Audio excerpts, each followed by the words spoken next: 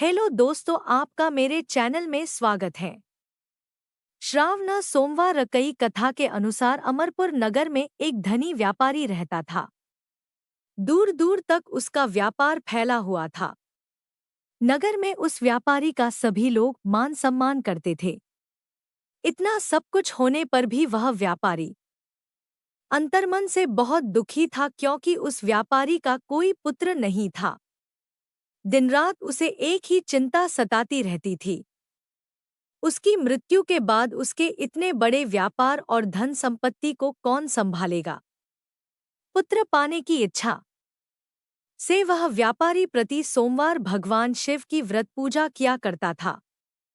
सायंकाल को व्यापारी शिव मंदिर में जाकर भगवान शिव के सामने घी का दीपक जलाया करता था। उस व्यापारी की भक्ति देखकर एक दिन पार्वती ने भगवान शिव से कहा, हे प्राणनाथ, यह व्यापारी आपका सच्चा भक्त है। कितने दिनों से यह सोमवार का व्रत और पूजा नियमित कर रहा है। भगवान, आप इस व्यापारी की मनोकामना अवश्य पूर्ण करें। भगवान शिव ने मुस्कुराते हुए कहा, हे पार्वती, इस संसार में सबको उसके कर्म के अनुसार फल की प्राप्ति होती है। प्राणी जैसा कर्म करते हैं, उन्हें वैसा ही फल प्राप्त होता है। इसके बावजूद पार्वती जी नहीं मानी। उन्होंने आग्रह करते हुए कहा, नहीं प्राणनाथ, आपको इस व्यापारी की इच्छा पूरी करनी ही पड़ेगी। यह आपका अनन्य भक्त है। प्रति सोमवार आपका विधिवत व्रत रखता है और पूजा अर्चना के बाद आपको भोग लगाकर एक समय भोजन ग्रहण करता है। आपको इसे पुत्र प्राप्ति का वरदान देना ही होगा। पार्वती का इतना आग्रह देखकर भगवान शिव ने कहा, तुम्हारे आग्रह पर मैं इस व्यापारी को पुत्र प्राप्ति का वरदान देता हूँ, लेकिन इसका पुत्र 16 वर्ष से अधिक जीवित नहीं रहेगा। उसी रात भगवान शिव ने स्वप्न में उस व्यापारी को दर्शन देकर उसे पुत्र प्राप्ति का वरदान दिया और उसके पुत्र के 16 वर्ष तक जीवित रहने की बात भी बताई।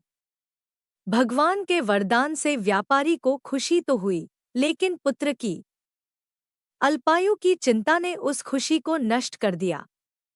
व्यापारी पहले की तरह सोमवार का विधिवत व्रत करता रहा। कुछ महीने पश्चात उसके घर अति सुंदर पुत्र उत्पन्न हुआ। पुत्र जन्म से व्यापारी के घर में खुशियां भर गईं। बहुत धूमधाम से पुत्र जन्म का समारोह मनाया गया। व्यापारी को पुत्र जन्म की अधिक खुशी नहीं हुई, क्योंकि उसे पुत्र की अल्प आयु के रहस्य का पता था। यह रहस्य घर में किसी को नहीं मालूम था। विद्वान ब्राह्मणों ने उस पुत्र का नाम अमर रखा। जब अमर 12 वर्ष का हुआ तो शिक्षा के लिए उसे वाराणसी भेजने का निश्चय हुआ। व्यापारी ने अमर के मामा को बुलाया और कहा कि अमर को शिक्षा प्राप्त करने के लिए वाराणसी छोड़ आओ। अमर अपने मामा के साथ शिक्षा प्राप्त करने के लिए चल दिया। रास्ते में जहां भी अमर और मामा रात्रि विश्राम के लिए ठहरते, वहीं यज्ञ करते और ब्राह्मणों को भोजन कराते थे। लंबी यात्रा के बाद अमर और मामा एक नगर में पहुंचे। उस नगर के राजा की कन्या के विवाह की खुशी में पूरे नगर को सजाया गया था। निश्चित समय पर बारात आ गई, लेकिन वर का पिता अपने बेटे के एक आंख से काने होने के कारण बहुत चिंतित था।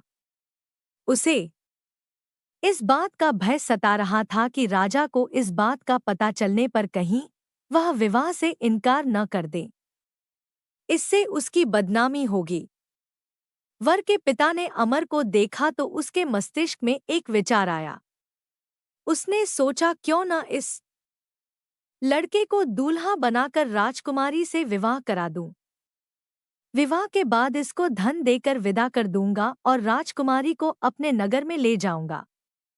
वर के पिता ने इसी संबंध में अमर और मामा से बात की। मामा ने धन मिलने के लालच में वर के पिता की बात स्वीकार कर ली। अमर को दूल्हे के वस्त्र पहनाकर राजकुमारी विवाह करा दिया गया। राजा ने बहुत सा धन देकर राजकुमारी को विदा किया।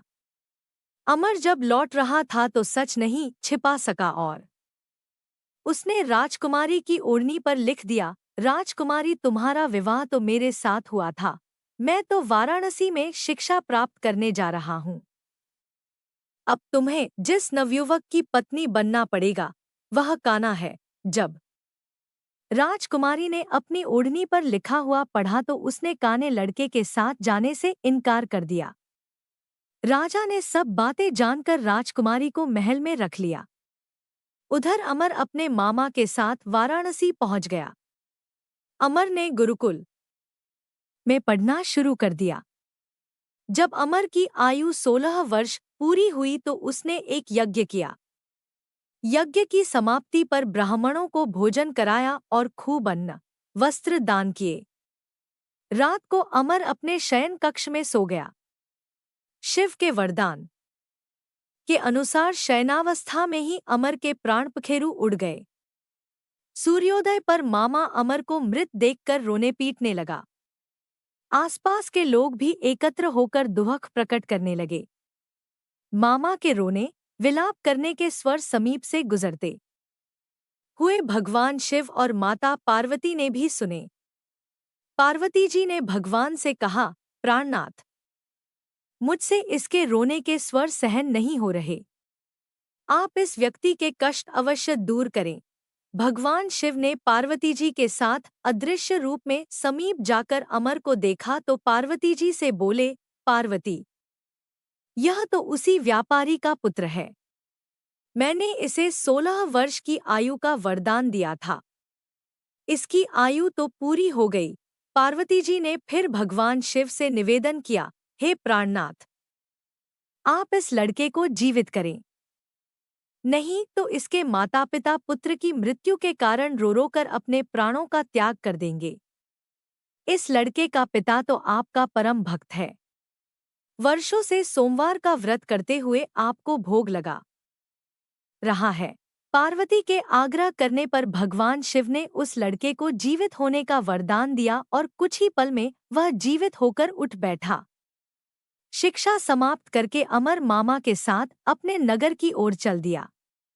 दोनों चलते हुए उसी नगर में पहुंचे जहां अमर का विवाह हुआ था।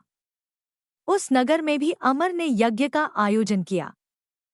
समीप से गुजरते हुए नगर के राजा ने यज्ञ का आयोजन देखा। राजा ने अमर को तुरंत पहचान लिया। यज्ञ समाप्त होने पर राजा अमर और उसके मामा को महल में ले गया और कुछ दिन उन्हें महल में रखकर बहुत सा धन वस्त्र देकर राजकुमारी के साथ विदा किया। रास्ते में सुरक्षा के लिए राजा ने बहुत से सैनिकों को भी साथ भेजा। मामा ने नगर में पहुंचते ही एक दूत को घर भेजकर अपने आगमन की सूचना भेजी। अपने बेटे अमर के जीवित वापस लौटने की सूचना से व्यापारी बहुत प्रसन्न हुआ। व्यापारी ने अपनी पत्नी के साथ स्वयं को एक कमरे में बंद कर रखा था। भूखे प्यासे रहकर व्यापारी और उसकी पत्नी बेटे की प्रतीक्षा कर रहे थे। उन्होंने प्रतिज्ञा कर रखी थी कि यदि उन्हें अपने बेटे की मृत्यु का समाचार मिला तो दोनों अपने प्राण त्याग देंगे। व्यापारी अपनी पत्नी और मित्रों के साथ नगर के द्वार पर पहुंचा। अपने बेटे के विवाह का समाचार सुनकर पुत्रवधू राजकुमारी को देखकर उसकी खुशी का ठिकाना न रहा। उसी रात भगवान शिव ने व्यापारी के स्वप्न में आकर कहा, हे श्रेष्ठी, मैंने तेरे सोमवार के व्रत करने और व्रत कथा सुनने से प्रसन्न होकर तेरे पुत्र को लंबी आयु प्रदान की है। व्यापारी बहुत प्रसन्न हुआ। सोमवार का व्रत करने से व्यापारी के घर में खुशियां लौट आईं। शास्त्रों में लिखा है कि जो स्त्री पुरुष सोमवार का विधिवत व्रत करते और व्रत कथा सुनते हैं, उनकी सभी इच्छाएं पूरी होती हैं। वीडियो अच्छी लगे तो लाइक, शेयर एंड सब्सक्राइब करें।